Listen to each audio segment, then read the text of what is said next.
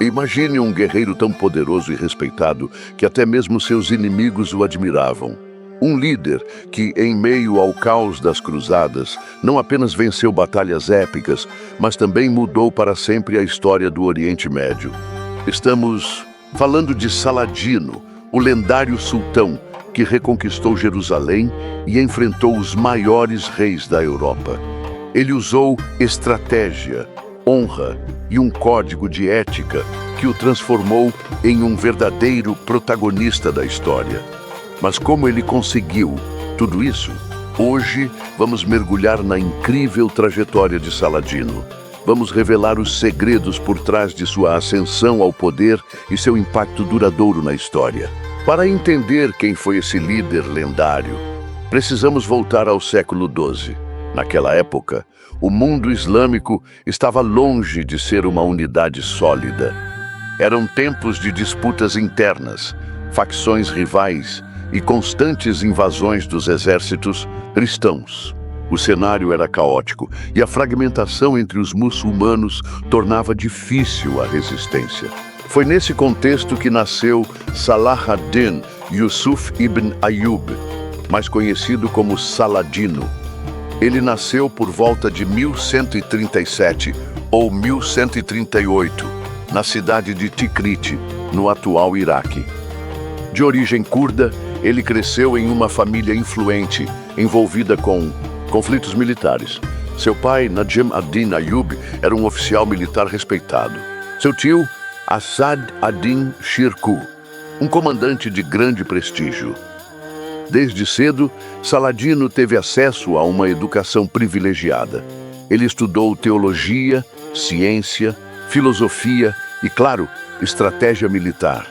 Mas, ao contrário do que muitos pensam, sua primeira paixão não foi a guerra. Saladino era um estudioso e inicialmente tinha mais interesse pelo conhecimento. No entanto, o destino tinha outros planos para ele. Seu primeiro grande teste veio quando seu tio Shirkuh foi enviado para combater no Egito. Saladino acompanhou seu tio como assistente militar, mas rapidamente provou ser mais. Quando Shirkuh morreu, Saladino assumiu seu lugar como vizir do Egito em 1169. Muitos subestimaram o jovem líder, mas logo perceberam que ele era habilidoso. A grande virada começou em 1171, quando Saladino consolidou o seu poder. Ele aboliu o califado fatímida, que dominava o Egito há séculos. Isso lhe garantiu prestígio e abriu caminho para seu próximo grande objetivo. Ele queria unificar os muçulmanos sob uma única liderança forte. E ele fez isso com uma mistura de diplomacia e força bruta. Com a morte de Nur ad-Din, em 1174, Saladino viu sua grande chance. Ele marchou para a Síria e, em poucos anos, tomou Damasco, Alepo e Mossul. Ele consolidou um império que unificava Egito, Síria e outras regiões. Ele não apenas derrotava seus adversários militares, mas conquistava a lealdade do povo. Ele mostrou-se um governante justo e magnânimo, mas Saladino sabia que sua verdadeira prova ainda estava por vir. Os Estados Cruzados, especialmente o Reino de Jerusalém, representavam uma ameaça. O estopim para a grande batalha veio em 1187, quando Reinaldo de Châtillon quebrou um tratado. Saladino reuniu um exército colossal e partiu para a Batalha de Hattin. No calor do deserto, seu exército cercou as forças cruzadas e as aniquilou. Foi uma das vitórias mais impressionantes da história medieval. Diferente dos cristãos que tomaram a cidade quase 100 anos antes, Saladino foi misericordioso. Ele proibiu saques e massacres, permitindo que os habitantes cristãos partissem em segurança. Esse ato de misericórdia impressionou até seus inimigos e ajudou a construir sua lenda. Mas sua luta ainda não havia terminado. A notícia da queda de Jerusalém chocou a Europa.